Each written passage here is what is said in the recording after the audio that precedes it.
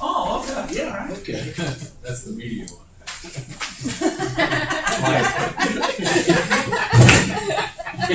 You would have to, that's get the language.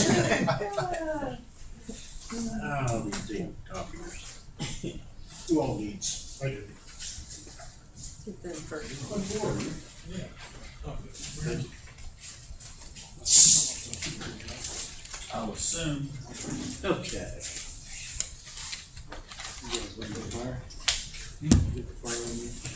Anybody else want a copy of? I need to go print something. You gotta print some. Okay, Chief Mason, do you have an extra copy of yours? Does anybody else over there need some? Anybody else need Has one? anything changed on yours? Alright, so Chief Mason, you're gonna take off from here and then we're gonna go back to another demonstration. Oh, I'm sorry, what was that? You have another demonstration? I think so, after. Yeah.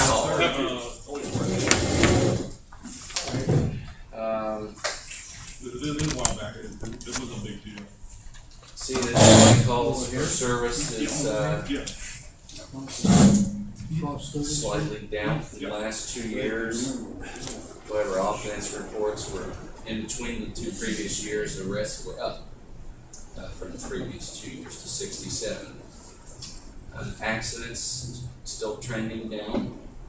Citations are down slightly from last year. 2012 was just one of those years, a spike peak year. About all of our stats across the board in 12 were overtime usage for July, 11,545. Year to date, 87,478. Still well within the budgeted amount, and the overtime usage was down for July from June. Excuse me. Alarms, 25 total alarms, which is down several from last month. 7 residential, 18 commercial. In our communications, 2 of our base radios are now in for repair. One is a police meeting, one is a fire meeting. They're back to manufacture. We've taken one of our bases that we use for public works, put it in the police meeting, up totally functioning. Also, the console computer in our number 2 position failed. The number 1 position failed about 4 or 5 months ago. So I guess that their building obsolescence was reached. One right after the other in a few months. At least it wasn't the same time. At least it was not the same time. But Dave Skeen is our radio technician for Comtech, in working on getting the first console fixed. Got some knowledge and acquired the software he needed, and we took one of our old XP computers. We made that function and put the software and all the settings on it, and put that into the console for console 2. So he did that on Friday and had it done just before 5 or 6 o'clock. He had it up and running, so we'd have 2 dispatch positions. So he did a great job for us there. I'm sure he's going to give us a great big bill for it, but what was coming for the weekend with Mopar and this business we were expecting to get, we really needed that other position to be up and running. I've ordered the 2 Marks radios. They should be arriving any time now, and then we'll get those installed so our communication center will be up on Marks. Last week, while I was working the Hartford Fair for the FOP for a fundraiser, I found out that Granville Police Department is now joined Marks. And will soon, if not already, be on the Marks system. So we'll have Newark PD, the Sheriff's Office, tasked with this department, Granville, and Hebron's also making to Marks. All the local PDs that are trying to find ways to forward the Mark system and get on the Mark system looks like. The K9 kennel that we took out of the old K9 Cruiser, we sold it separately from the car and it sold for $700. So hoping to get about 1,000, but we found a poor police department in South Carolina. It's one of the most depressed areas. Called us. They're trying to start a canine program, and actually the canine officer is buying it out of his own pocket to put these screws. So Heath and I started a deal for $700 with it. As far as the no-pro crews went, I think that we achieved a good deal of voluntary compliance in the area where we cut it down to 1 lane. We had plenty of enforcement up there, standing by, standing watch, and I think that area went probably as smooth as it has for several years. South of that area, however, if you drive up and down, you'll see there's certain pockets where there's quite a bit of burnouts and some damage to the roadway, particularly in front of Holiday Inn, Express, Staples, Kroger's, Tumbleweeds area. We had fewer officers there, and it was not down in 1 lane, so there was quite a bit more activity up there. As far as the crews, there was $1,000 in equipment rental, cost to the city for a rented message board and rental cones, because we just didn't have enough cones. Approximately $8,038.57 in overtime cost to the city, $6,078.49 for the police department, $1,190.08 for the street department to be here to set up the guns and barricades and take them down. The overtime costs will fluctuate. I was basing that on what I knew they'd work, but there possibly could be some overtime for those officers who are not on their regular days, but on their scheduled days off. They would have had to come in and complete some paperwork and citations, have them ready for Monday morning filing report. So I won't know those until the time sheets are turned in, and we can get a more accurate figure. I expect we're going to be really close on that. It also includes 2 staff meetings where I had sergeants and had to pay them overtime for planning for the event. Citations written, there was 5 citations written on Friday and 12 on Saturday. But we also were 2 citations written on Saturday by an officer at the Newark Police Department who was here on mutual aid. It's not in that 12 on Saturday. That was our department only. I don't have figures for OSP. The other mutual aid departments did not write citations. There was some question and some discussion and talk that it was an attempt to recoup money by the police department to write as many citations as possible. Some of the social media, some of the comments that I received from the public during the event, that's what the purpose of that is. It's totally untrue. It's to ensure the safety of the public, the motoring public, and the bystanders and spectators. So we wrote 17. I think that's actually less than what we wrote last year. I think you're right. Weren't we somewhere in the ballpark of 20 or something like that last year? I'm thinking. Yeah. I've got a report coming. We're waiting on the final statistics from OSP before I have it all. Okay. But just for everybody's information, when we write a citation in the city of Heath, a basic citation, the lowest one starts at $128.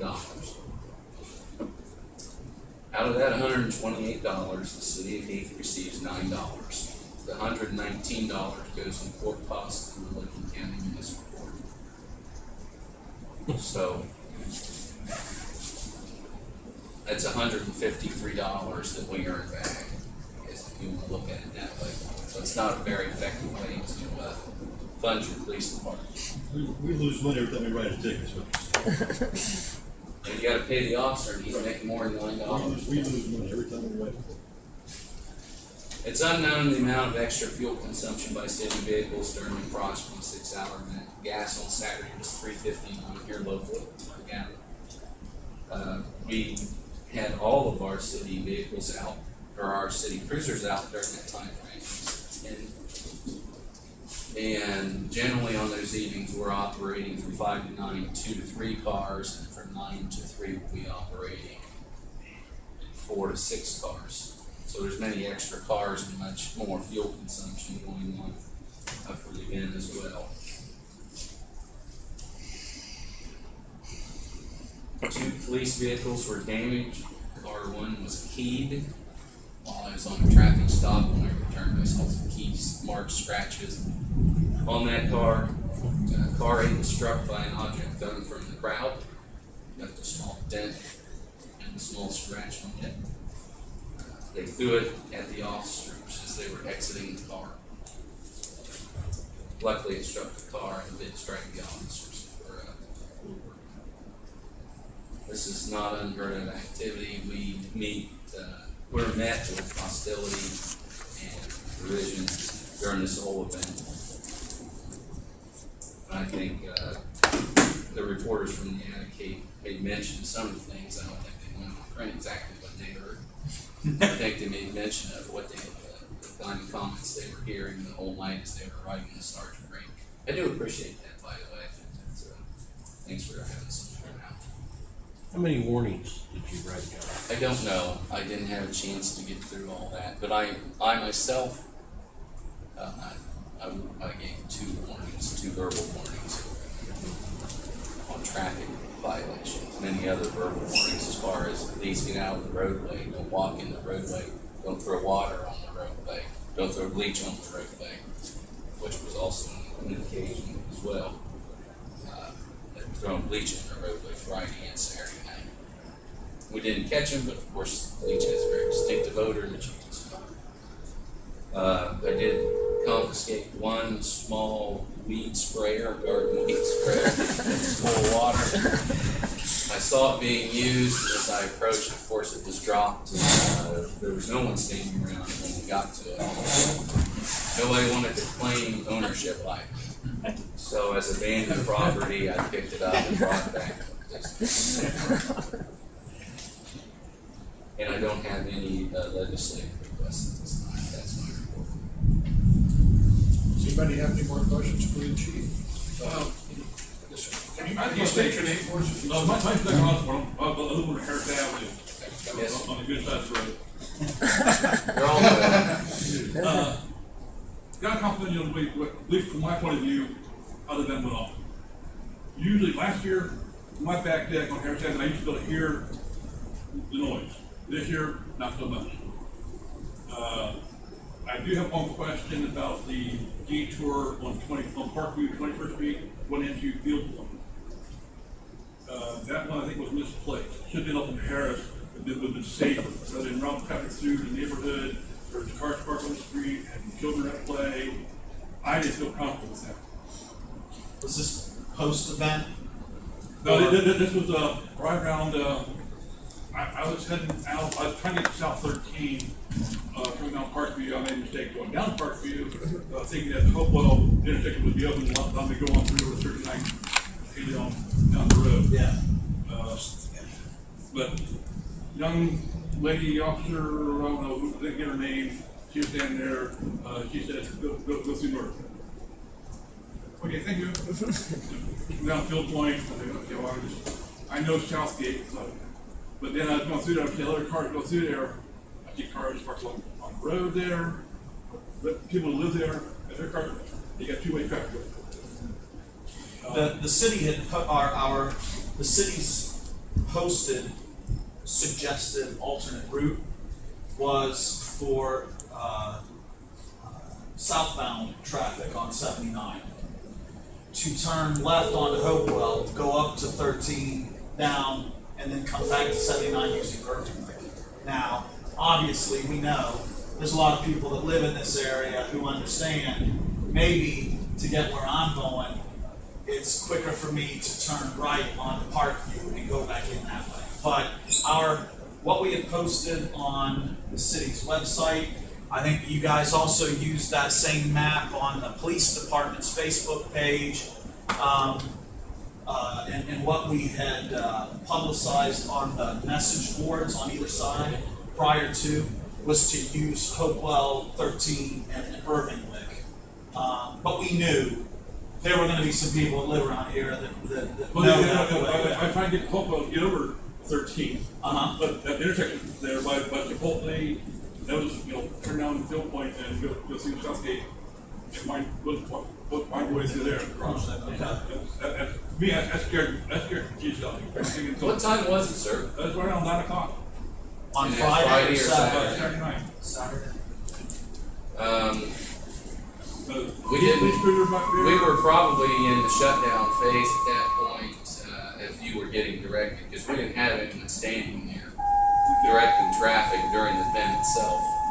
We were allowing the traffic to go, if they needed to go Hopewell up the suggested route, or if they wanted to go continue on 79, or if they wanted to go right, they were free to do so. But when we got into the shutdown phase, what we do is we shut down the traffic on 79 while we empty the parking lot. The people refuse to leave until they have nothing to look at. So the only thing we can do is remove the cars from them to look at. So once there's nothing to look at, then they get the idea and they start getting moving. If you're in shutdown mode, I can see that.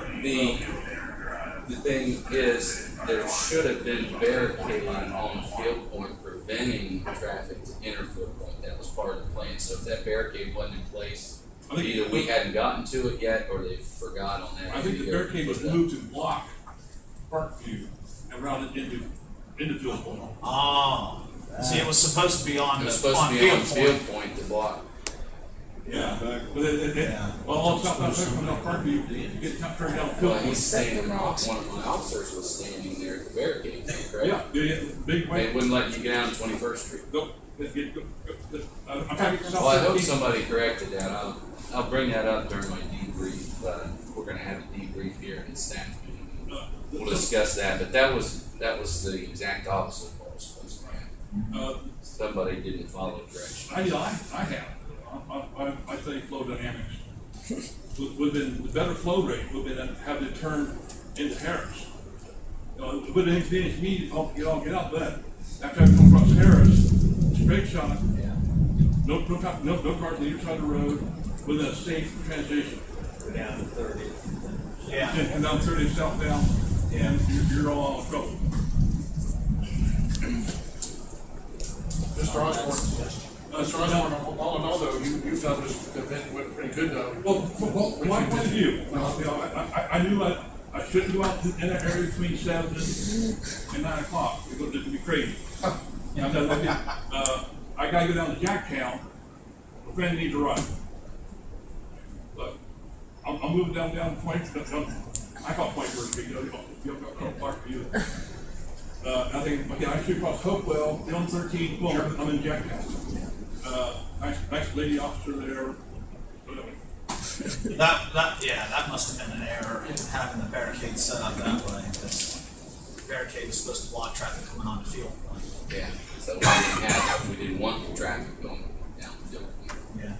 That's go on down, either to Harris or all the way down to wherever they needed to go, but just get them out of that area there. And don't send them through the residential neighborhood for exact reasons you mentioned. That might be something to follow up then with. Thanks for sharing. I've made a note to follow up on that. Okay, thanks. One reason I said come out tonight, because I want to make sure I brought this up. Now, 21st in Maine, on the north side, will there any signage put out there to say no through traffic, or maybe a warning, everyone reducing the traffic come down that way? Well, sir, that would be the city of Newark that would have to do something that's not the city, in the city of Heath. We did what we could. Maybe next year we can coordinate a little better and see if maybe it would be a good idea for them to maybe put some signage up. To warn people. My last question. Y'all coordinate with no parking for this event? We talked to Mike Fontero down at the track at the National Trails, who I think, I don't know if you followed Ken Mallett's excellent report. I think Mike concurred with Chief Mason's, in my opinion, that in recent years, this event has taken a turn. And for the interest of public safety, we need to try to do something. Well, where the old campaign comes out, says, 5 Ps, pre-planning events performance. Coordinate with Planetaro, with the people who actually putting on the event, talk them down, Yeah. maybe talk about some cost recovery. So this is an extension of that Mopar Nationals. Obviously you have a cost, $8,000 to $10,000 plus whatever other incidentals you come up with. Then you cost recovery from the Mopar Nationals. Of course, they may say, well, we'll just move to Indianapolis. Well, the thing about this cruise, it's become something it was never intended to be. If you, from my observations, all the Mopar enthusiasts with their expensive cars weren't the ones that were driving up and down the road at that point. They don't even enjoy it. They'll get to a certain spot, and they said if you drove up and down the road, the really nice cars were parked in parking lots and tumbleweeds in different areas. They were sitting in Tri-County had a lot. Tri-County and other places and watching what was going on. And they know that they don't want to risk their cars because of what's going on. I think in Hannah Sparling's article, there was mention about a Chevy pickup truck doing burnouts. Yes. What were the vehicles that you wrote tickets on, Chief? I wrote 6 citations during the weekend. One was a Dodge Charger, nice newer Dodge Charger vehicle. The rest were Chevys and Fords and pickup trucks and Mercury Cougar, Ford Mustang, F-150. They were all Licking County residents, not one. All 6? Out of state, all 6. My personal experience. That's part of the report I have our clerk put together is where were the folks from. It is our local people have embraced the event, if you want to look at it that way, and they decided they want to join in. So it's no longer really just a Mopar cruise, it's a whatever you want to do event, and our local folks that come out are the ones that's creating a good deal of the problem.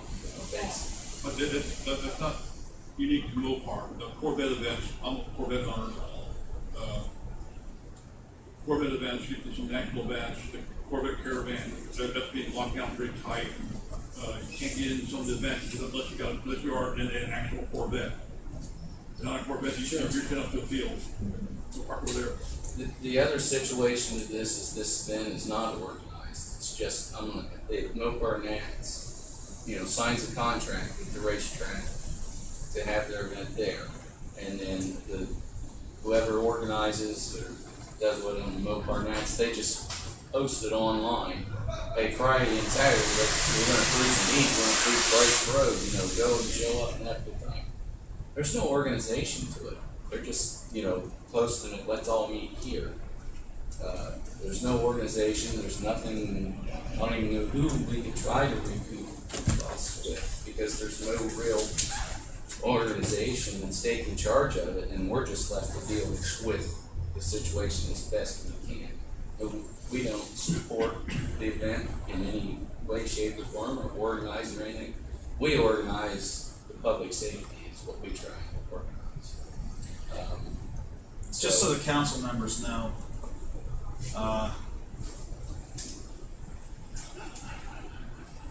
there have been I'm going to describe them as very preliminary discussions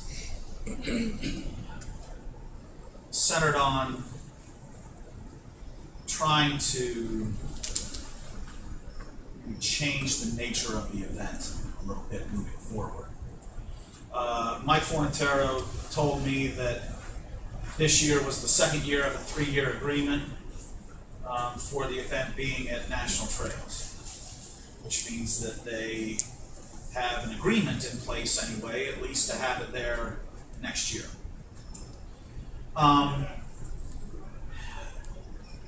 I've been saying for 2 or 3 years now how we need to somehow change the dynamic of this. It's no longer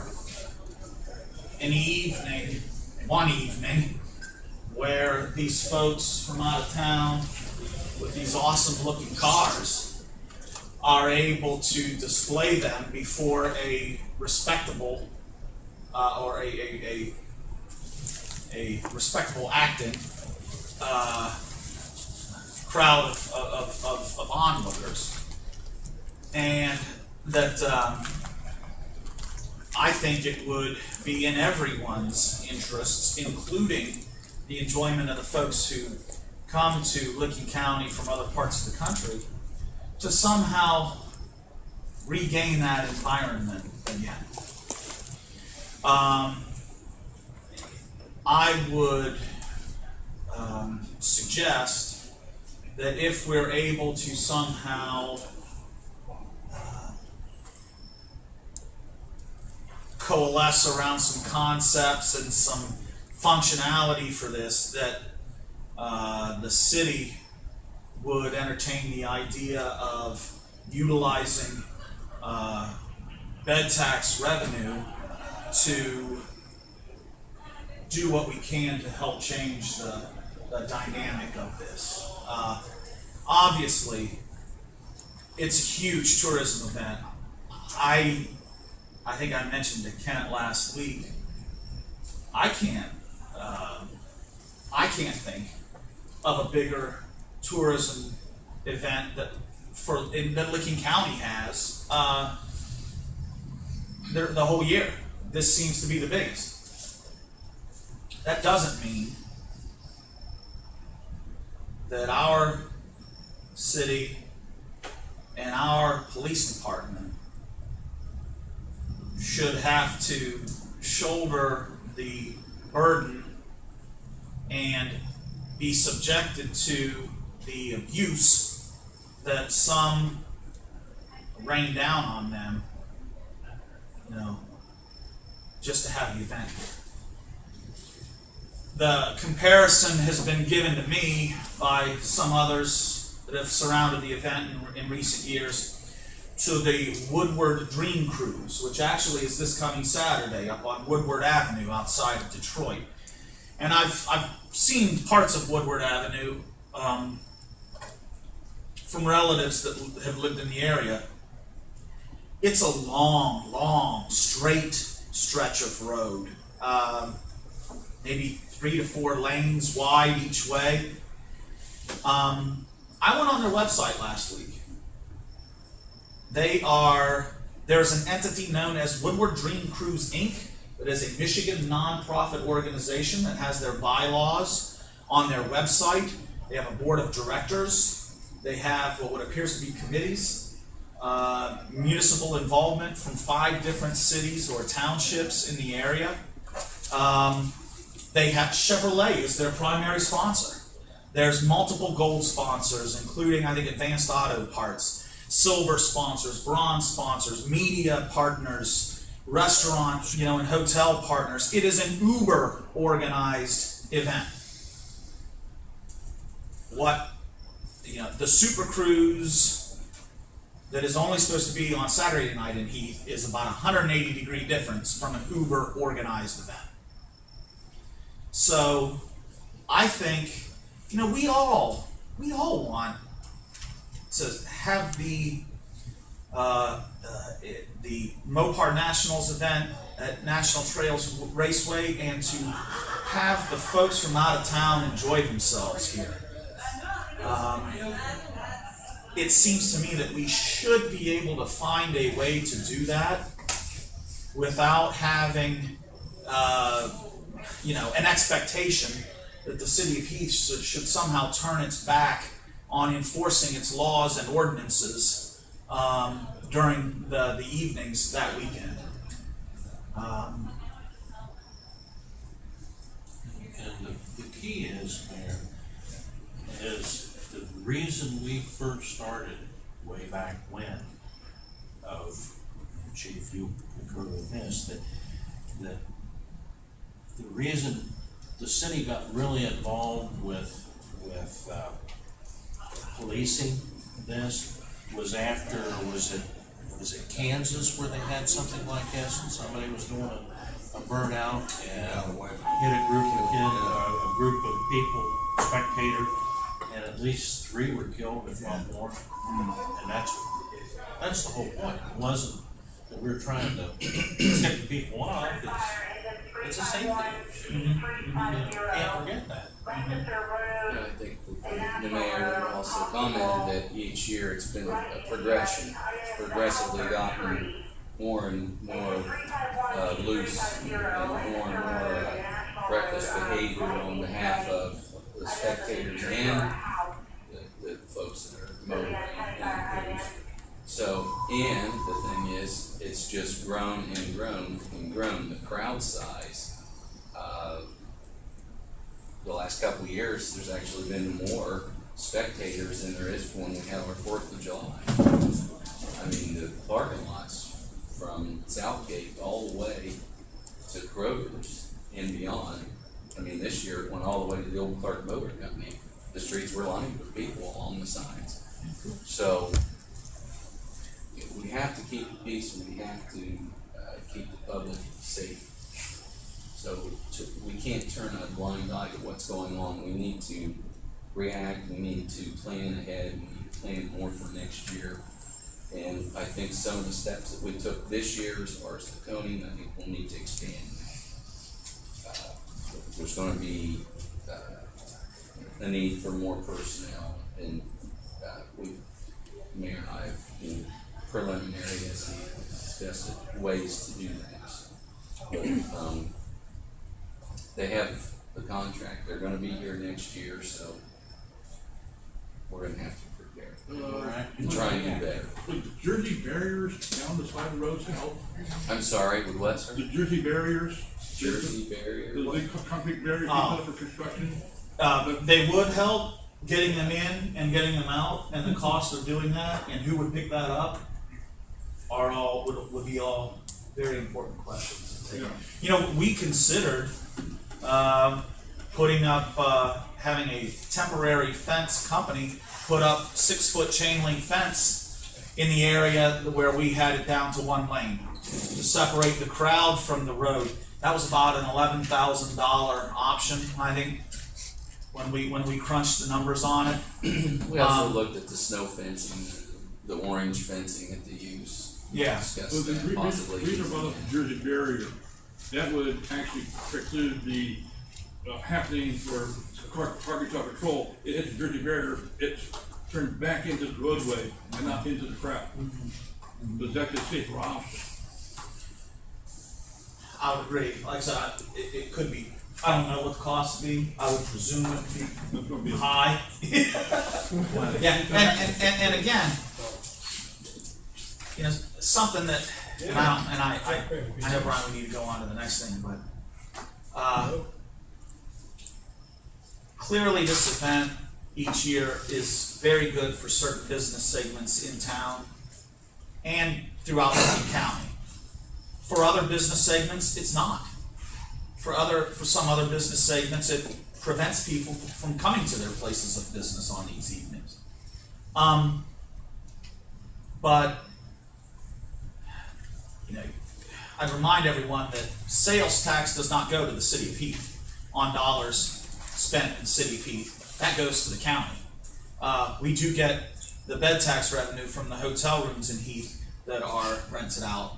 And obviously, any business profit at the end of the year that businesses realize, as you know, we get a portion of that from the event. You see, you know, Chief Mason outlining some of the costs, the direct costs to the city, from just a strictly financial impact on the city of Heath directly, not its businesses or such, just the city government. If we break even, I'm not even sure we break even, but I'd ask, you know, I appreciate Chief kind of putting some numbers to the idea as well. I think it helps. And there's no way to know how much of our asphalt they drove away with on their cars. Yeah. It could be such a cool thing. It could be such a cool thing. if people in the crowds would not see it as an opportunity to, break open container laws, and the people on the road would just simply cruise, like the name suggests they should. I'd like to clarify something too.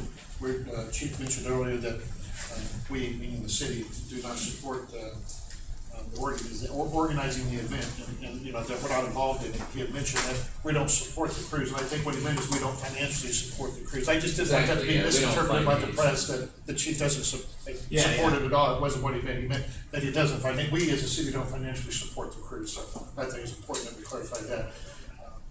We manage it from a safety perspective. And I agree. I think it's a neat event. It's neat to be able to say we have that in the city of Heath. And I think there's some really good people and good parts of this.